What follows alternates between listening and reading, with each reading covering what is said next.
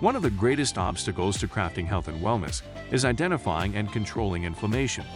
It's at the core of all complex and chronic diseases, and it's the driving mechanism that underlies the most common symptoms that people like you struggle to overcome.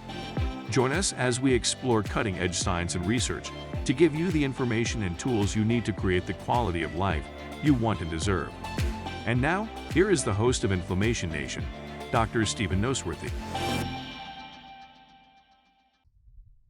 Hello, everybody. It's Dr. Steve Noseworthy. This is January 1st in 2023. Kind of hard to believe that the year is gone already and we're at the beginning of a new one. 2022 was a great year for the podcast. We ended the year with more than 26,000 downloads in our first year. December, we hit a record of almost 4,000 downloads, and we saw consistent growth month after month since we launched a year ago, which means every single month, more and more people are joining the Inflammation Nation. So if you got some value from listening this past year, can I ask you to share the podcast with somebody that you love? Let's spread the word that there's a lot that you can learn. There's a lot that you can do on your own. And the only way to become relatively independent of a broken healthcare system is to be educated and to be empowered to take care of yourself. And that's what the Inflammation Nation podcast is all about sharing information. I want to know what you guys did for the New Year's Eve celebrations, right? The easiest thing you can do is find me on Instagram and tell me what you did. I really want to know.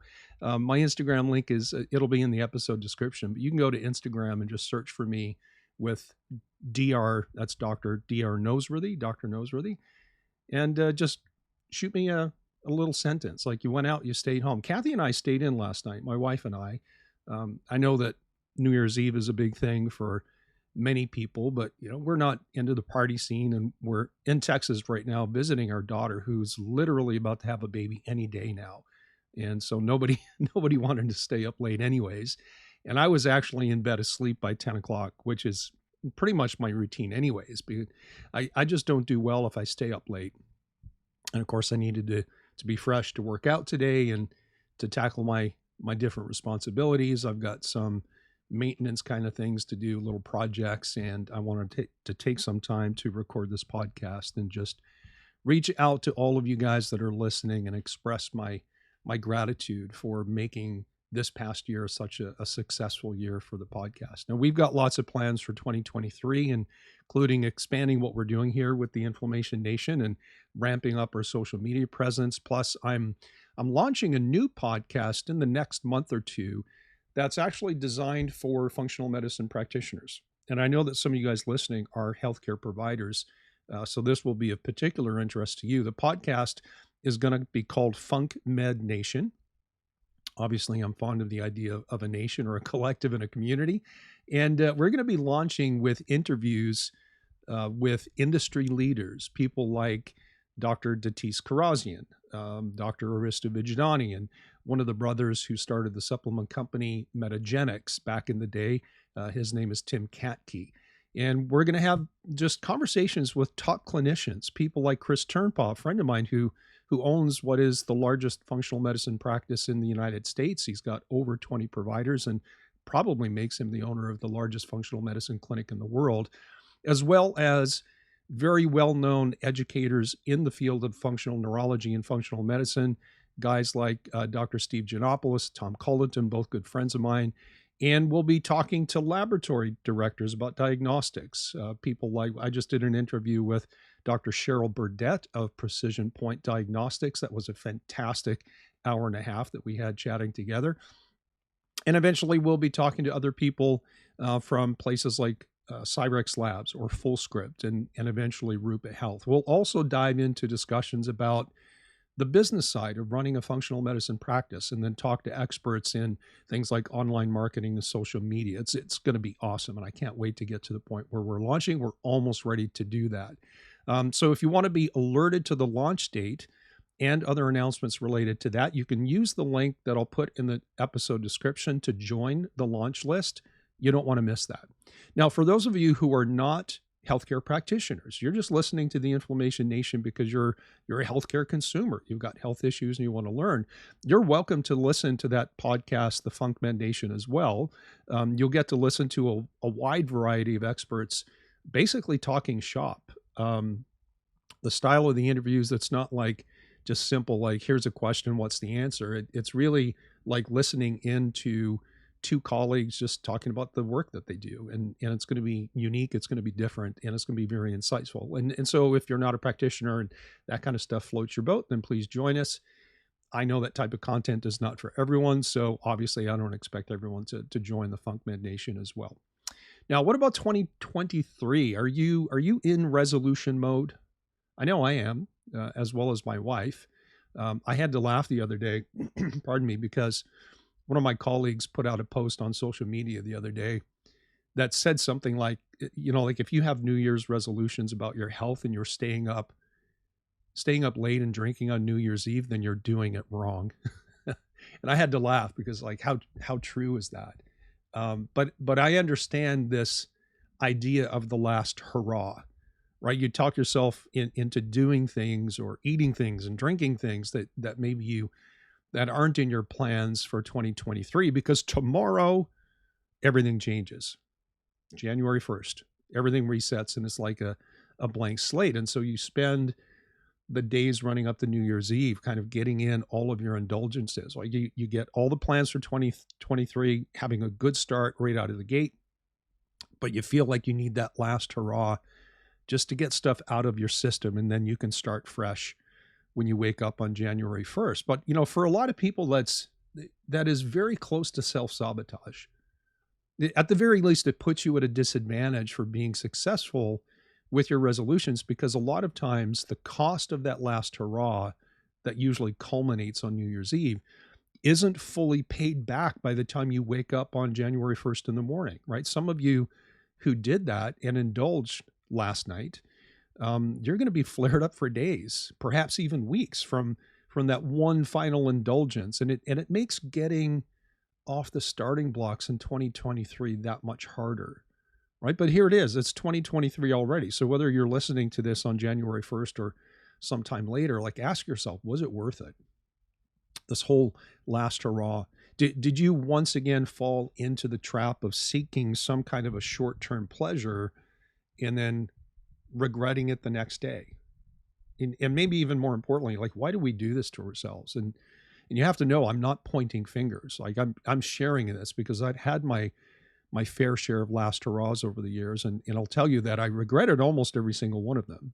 And to be transparent and honest, or sometimes I had a last hurrah that I didn't seem to pay much of a price, and it just probably convinced me to do it again at some point in a later date. But what I want to try to do is show you a couple of things. First of all, I'm a health and wellness expert, or at least that's what other people tell me. And I make mistakes myself. I have last hurrahs. I have moments of weakness. I have times when my plans get derailed, and it takes a lot of time and effort to get back to what I know was right and what I know was good for me. But second, if you have this habit and this cycle of the last hurrah leading into things like regret and slow starting, which leads to eventually quitting whatever your plan is, then welcome to the vast majority of the human race. Because the vast majority of people make plans, and even though they start, they don't always follow through. This is why the beginning of the year or New Year's Eve is such a big deal. It's why New Year's resolutions has become embedded into our collective subconscious and conscious thought process, right? Now, one of the things that drives me crazy these days with the power of the internet is that there are so many people out there, not just licensed practitioners, but these self-appointed biohackers and sometimes even just regular Joe Schmo sharing their story. Quite often, and not all of them, but quite often, what we see with these internet experts is they present themselves as kind of like eternal pinnacles of health and wellness. And let me tell you this, that it's very easy to record and edit a video, to wear the right clothes, use the right lighting, that pretty much makes anybody look good on a camera to look healthy, for example. And there's a tremendous amount of pressure for doctors to present themselves online in a very favorable light, like creating this impression that they're among the most healthy people on the planet. And if you just did what they do, then you would be too. And who doesn't feel or want to feel like they're listening to an expert? This is why we subscribe to certain people, follow them on social media, subscribe to their YouTube channels or to their podcasts, for example. But again, let me share something. Like I have taught functional medicine to literally thousands of doctors of all kinds from around the world in the last 15 years, since about 2008. And for the most part, I will tell you that most doctors doing natural medicine, functional medicine, if you want to call it that, are struggling with their own health issues behind the scenes. Many of them got into alternative medicine because they found some answers to their own health challenges, which inspired them to go in that direction.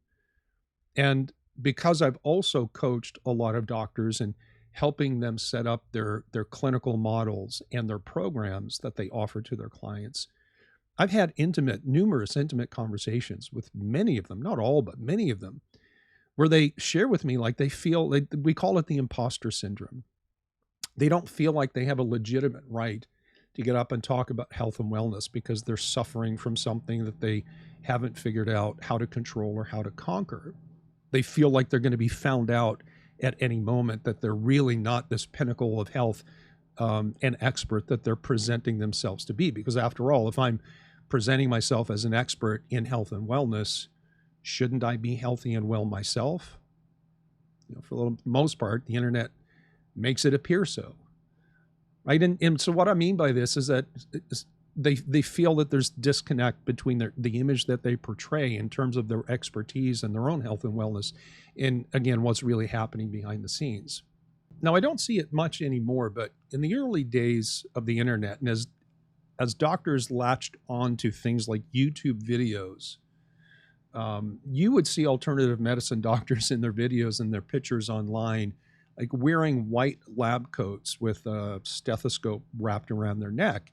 When they actually didn't dress like that in their clinical practice, and they probably hadn't used a stethoscope in years. It's just not, in most cases, a necessary part of whatever discipline it is that they follow. And this whole thing, this is called borrowed authority, right? The lab coat and the stethoscope are images from conventional medicine that evoke certain thoughts and feelings. And it was an intentional manipulation to have you associated whatever it is you think about the expertise and trustworthiness of, say, a medical doctor, and have you kind of trick you into projecting that onto them. Like I said, I don't see that as much anymore, but my point is this, is that you have to be careful who you listen to, right? Just because someone looks fit doesn't mean they're healthy. And just because someone speaks eloquently or with authority doesn't mean they really truly know what they're talking about. And many times all they're doing is they're simply parroting what they've learned from other people, which is easy to do if you speak well without actually having had to master whatever topic it is that they're talking about. I remember a few years ago, someone had contacted me to do an initial consult, and they said they had just done a consult with another doctor who had told them that they had trained with me personally. And then they told me the doctor's name, and it was someone that I didn't know. And it turns out that this doctor had made that claim about me training them personally when all it was that they had attended a seminar that I had taught in whatever local area it was. I don't remember which part of the state it was in or the country. And those are two different things. Like, it's one thing to come to a seminar that I teach and spend a couple of days, maybe 3 days, learning from the things that I'm sharing. It's another thing to say that they trained with me personally. They kind of fudged the truth just a little bit, right? They spun the truth in a way that they were trying to borrow whatever authority I might have and have that person projected onto them. I know I'm going on a little bit of a rant, but I think it's important that as you launch into 2023 and you have whatever plans you have for getting healthy and well, Whether that includes working with someone or trying to figure out on your own, just be careful who you listen to. And I know I've said this before on the podcast, but some of these things I think bear repeating. Which I guess brings me to my message to you for January 1st, 2023. And one of the first things is that, listen, the next 3 to 6 months is going to go by whether you make the changes that you've been planning on and fulfill your resolutions or not. So why not make your commitment, right? No matter how crappy you feel after whatever last hurrah you had last night, 2023 will only be your year if you make it so. This is your choice, and it's completely in your power. No, it might take time. It might take effort. And as hard as this might be for you to hear, it really boils down to simply making a choice. Now, you might be thinking, okay, well, that sounds good, maybe part of an inspirational speech, but maybe you're thinking that I don't know the things that you struggle with. I don't know what your problems are. I don't know your history. And that's true, I don't. But in some sense, what you're dealing with doesn't matter, because I believe that there is always the next right thing to do. And that next right thing is going to vary from person to person. Maybe for one person, it's finding their ideal diet. For the next person, it's going to the gym, and not just joining the gym and going for the first few weeks, but it's sticking it out past the first few weeks after your emotions have died down and the excitement of new things has died down, and going to the gym becomes work. But maybe your challenges aren't even in the realm of diet and exercise. I consult with a lot of people who have pretty darn good diets, and they're working out consistently in ways that should be effective, but they're not. Maybe your problem is strictly in the metabolic domain, that you have something going on in your body physiologically that somebody hasn't been able to figure out and help you with. And so maybe your next right decision is to engage in some self-learning, try to figure it out on your own. Maybe it's working with someone who can think outside the box and ask questions and perhaps look in places that others have not yet. And I guess my point is that even though I can't draw every single example here that will apply to everyone listening, especially on a personal basis, the point remains that there is always something else to do. And you might feel like you've exhausted everything. And if you're at that point, well, maybe it's time to talk to somebody else, because they can think in ways that perhaps you can't. They can see things that perhaps you can't. But you have to ask yourself, are you ready for that?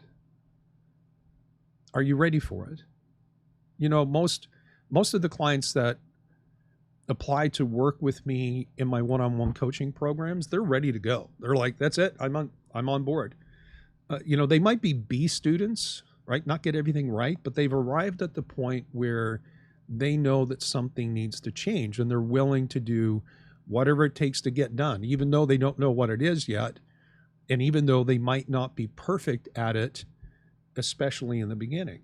That's what a B student is. Like, they do most of what they're supposed to do most of the time, but yeah, they have some hiccups along the way. But every once in a while, I talk to someone as a potential new client, and it's clear to me that they're not ready. They're just kind of exploring this idea of, hey, what is it going to take for me to get better, and is it worth the effort of change, right? Whether that means they're not ready to let go of some parts of their diet, or they think that they can't make the changes that might be required, or they just simply don't want to. There's a lot of people who know, hey, I know exercise is good, I just don't want to. That's okay. That's their choice. I don't know that it's the right choice, but it is their choice, and it's certainly their right to make that choice. Maybe somebody doesn't see the value of doing enough diagnostic testing to figure out their physiology. And again, I can play that game and say, well, maybe it's this, maybe it's that. Honestly, my colleagues and I sometimes talk about these types of people, not in a negative way. We just talk about things that we see in practice. And we all pretty much have the same opinion that sometimes people haven't suffered enough with their health problems for them to see the necessity of change, or to count the cost as worth the effort. I can't make someone see what I see if they're unwilling to open their eyes, right? And everyone is on a journey, and it's their journey, and it's theirs alone. You know, the old saying, like, you can lead a horse to water, but you can't make it drink. So the question you have to ask yourself along those lines is, like, are you thirsty enough? Are you hungry enough? Do you want it bad enough that you'll do whatever it takes in 2023? Are you at that point where you're so frustrated with how things are that you're willing to change anything if it gives you a measure of hope that this year will be different than the last? It's not just about being frustrated where you are. It's understanding how you got there and what it is that you're shooting for.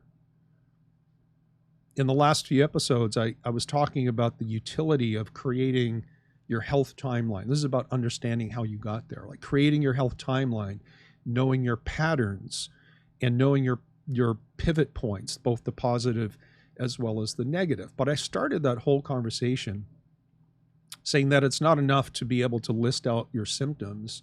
You have to know your story. You have to think less about what your symptoms are and more about how those symptoms have robbed you of the quality of life that you deserve and that you want, right? How has it changed the person that you are and prevented you from being the person that you want to be? And that's going to vary depending on who you are and what kind of relationships and responsibilities that you have, whether you are a business owner, or whether you're an employee, or whether or not you're a stay-at-home mom, or whether you're a husband or a brother or a caretaker. It doesn't really matter. You have to understand that your story is more important than your symptoms, because that's where your motivation is going to come from. You're going to be more motivated to make changes if you think not just about your fatigue and your brain fog and your gut problems, and if you think about how they have changed your life. Your story is more important than your symptoms. Now, obviously, your symptoms are important. I want to know what my client's symptoms are. It helps me understand what might be going on physiologically, decide what diagnostics are appropriate for that individual person. But I want to know what your story is, because I want to know what you're shooting for, because in that way, with the clients that I work with directly, I can help them stay on point, and I can remind them, hey, listen, it's great that your fatigue is getting better, but how is it changing you, your lifestyle, and your quality of life? You know, there's a real problem with things like chronic inflammation and health issues in that you, especially if you're just focused on your symptoms and not understanding your story, your own story. Sometimes you get so locked into the present moment of suffering, to, you know, whatever that means for you, and how you're feeling, that sometimes you just don't have the time and the energy to shift your focus and to think that way. But it's so incredibly important. And if you're at that point, then, you know, somewhere deep inside, I know that you know something has to change. But if you don't know what to change, where do you turn? Well, you've got a few choices, right? You can go back to the people who have already failed to help you and ask them to try again. That's one way. It's a valid option. You can try to figure stuff out on your own. You can listen to podcasts like this one or any other ones. You can watch YouTube videos. You can follow experts on social media and try your best to glean enough tips and tricks that you can put together some kind of a strategy that will work for you as an individual. That's a tough sell, because tips and tricks by themselves, probably not enough to shift your big picture, to change your story. What else can you do? You can take an online course, right? There's a lot of practitioners out there offering courses, some free, some paid. I do the same thing. I've got courses on thyroid and gut and detoxification. But know this, like, whenever you buy someone's do-it-yourself course, you automatically buy into whatever thought process, approach, and perspective that person brings to the table. Like, you can stack let's just pick my gut course. You can stack my gut course up against 10 other doctors and their gut courses, and we're going to say some things similarly, but we're going to say a lot that's very different, because we're different practitioners. We have different training. We have different clinical experiences. In any do-it-yourself course, it might fit you and it might not. Plus, again, you have to be careful of the imposter syndrome. Like how do you tell if the talking head in the video really knows what they're doing? Because everybody's producing internet videos, YouTube videos, social media clips and reels, and there are practice management courses out there now that are teaching doctors that they're coaching to put together online programs. And it doesn't matter if they have the clinical expertise or not. It's just part of their business model and their marketing. The world of functional medicine has changed, not just for me as a practitioner, it's changed for you as a healthcare consumer. You have more options than ever before, which oftentimes brings a lot of confusion, which, depending on how you're wired, can lead to analysis paralysis. But the final thing that you can do, if you're really serious, if you're at that point where like this is going to be your year and you're making it so, you can step out of your own box and you can look to partner with someone with you on your journey, right? Someone who can see you as that individual that you are, that needs specific things that may not be relevant to other people. You don't want to either get a cookie cutter course or work with a practitioner who has one way of doing things all the time. In fact, this just reminded me that there's a functional medicine doctor on social media right now promoting his protocols and his way of doing things to other doctors. Basically, you can pay $300 if you're a practitioner. You can pay $300, $297, and he'll send you his protocols for thyroid, for gut, for brain health, for this, for that. And that's a cookie cutter approach. That's all it is. Because you can't build in a high degree of individualization and personalization into a program that you're going to sell for $300 to a bunch of people. It just doesn't work that way. But a lot of doctors are just simply desperate to know something different or to learn. And so they're willing to pay money to learn someone else's protocol who appears to have some measure of success, thinking if I just learn how they do it, then I will be as successful as them. Not true. Doesn't work that way. But maybe you just want to work out or reach out and work with someone who can look at you through the lens of individualization. There's a principle in the world of natural medicine that basically talks about biochemical individuality. I've mentioned this again in other episodes. As humans, we are all the same, but we're all different, right? We all have the same physiological systems that generally work in the same ways under the same rules. But your thyroid might be messed up and mine is not for different reasons. Or maybe my gut's a problem and yours not for different reasons. And so we have to look at everyone the same, but we have to look at everybody individually. And if you're at that point where you've tried so many different things and seen so many different doctors and nobody has been able to crack the code, for lack of a better way of saying it, maybe it's because you've tapped out the level of expertise of the person that you're working with or learning from. Maybe it's because they just have chosen to do the same thing for all their patients, and that one thing that they do or one way that they do it is not applicable to you as an individual person.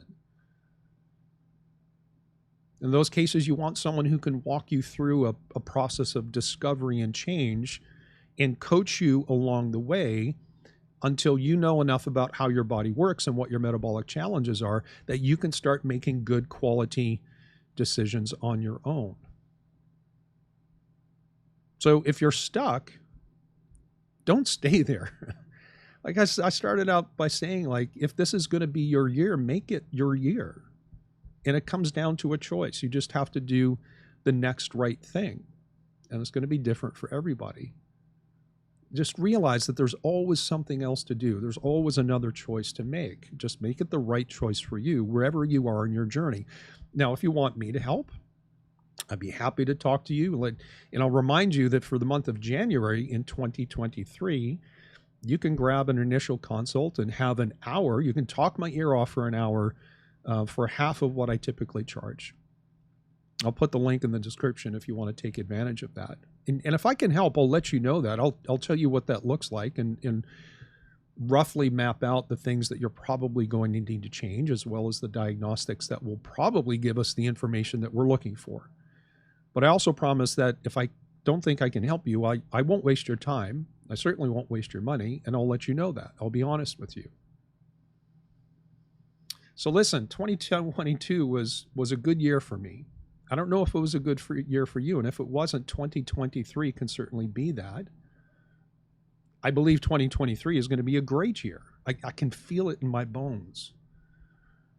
Now, when we meet again, I'm going to start talking to you about autonomous health and why it's so important to become relatively independent of a somewhat broken conventional healthcare system. So stay tuned for that.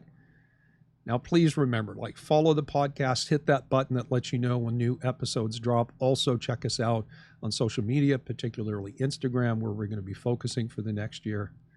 Hey, this is Dr. N. Thanks for a great 2022. I'm going to see you in the next episode.